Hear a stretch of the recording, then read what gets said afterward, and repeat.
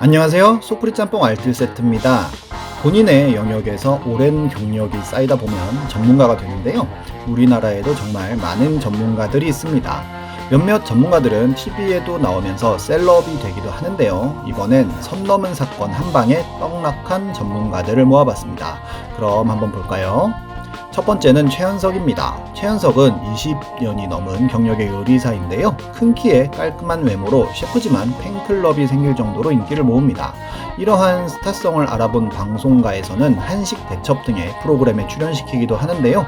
냉장고를 부탁해 출연하면서 어마어마한 인기를 모읍니다. 소금을 뿌리는 허세 장렬하는 모습은 정말 많은 패러디가 되기도 했으며 CF는 물론이고 홈쇼핑의 단골 손님이 되었고 운영하는 레스토랑도 문정성시를 이루는데요. 2016년에는 최현석 셰프가 운영하는 엘본 더 테이블에 빵을 납품하는 업체인 엘본 더 테이블 베이커리가 6개월이 지난 건포도를 사용하다가 식약처에 걸렸지만 최현석이 직접적으로 걸린 건 아니라서 넘어갑니다. 그런데 올해 초 디스패치에서는 사문서 위조 의혹으로 기사를 터뜨리는데요. 2018년 플레이팅 컴퍼니라는 회사와 7년 계약을 했던 그가 2020년에 위약금을 물지 않고 새로운 업체와 계약을 하기 위해 계약서를 위조한 것으로 밝힙니다. 위약과 해지 관련인 12조의 1항과 5항에 슬그머니 두 줄을 집어넣고 원본인 것처럼 도장을 찍은 것인데요. 게다가 해커에게 휴대폰이 해킹되어 사생활 폭로로 협박까지 받으면서 더 큰 위기를 맞습니다. 이 기사는 엄청난 속도로 사람들에게 퍼져나갔고 추후에 회사와 합의를 하여 법적인 문제는 모두 다 해결하였다고 밝히지만 출연하였던 모든 프로그램에서 하차했고 지금은 중앙감속비라는 식당을 운영하고 있습니다.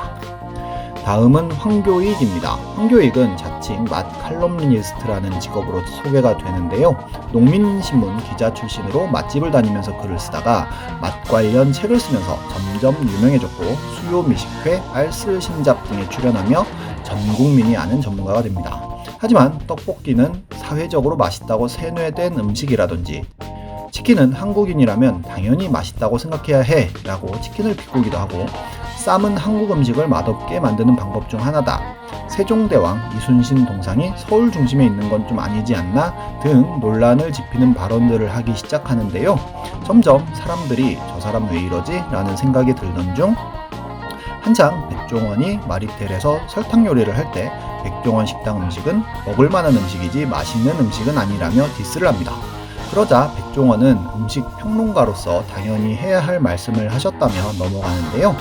그런데 또 얼마 있지 않아 골목 식당에서 백종원이 맛만 보고 막걸리를 구분하는 에피소드가 있었는데 황교익은 SNS에 절대로 그렇게 막걸리를 맞출 수 없으며 방송은 조작일 거라고 의견을 냅니다.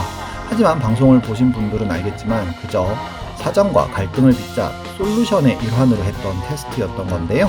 황교익은 백종원에게는 미리 막걸리가 무엇인지 알려주는 조작을 통해 백종원에게는 권위를 출연자에게는 굴욕을 주었다며 한 발 더 나아갑니다. 심지어 방송을 제대로 보지도 않고 비판한 거 아니냐는 의견에 실제로 방송 안 보고 기사로만 봤다고 이야기를 하는데요. 그러자 화가 난 시청자들이 수요 미식회에서의 하차, 더 나아가 수요 미식회 폐지를 요구하는 수준까지 갔으며 황교익의 예전 발언들을 발굴해냅니다.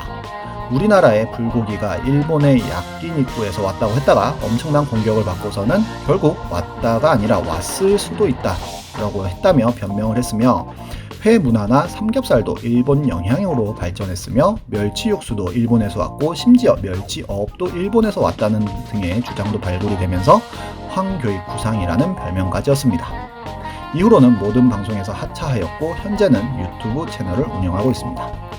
다음은 한혜연입니다. 한혜연은 주작하다가 딱 걸린 유튜버 편에서도 다루었었는데요. 장윤주, 한예진, 이효리, 한지민, 소지섭 등 탑 오브 탑급의 연예인들의 스타일리스트를 하는 등 가히 우리나라 최고의 스타일리스트입니다.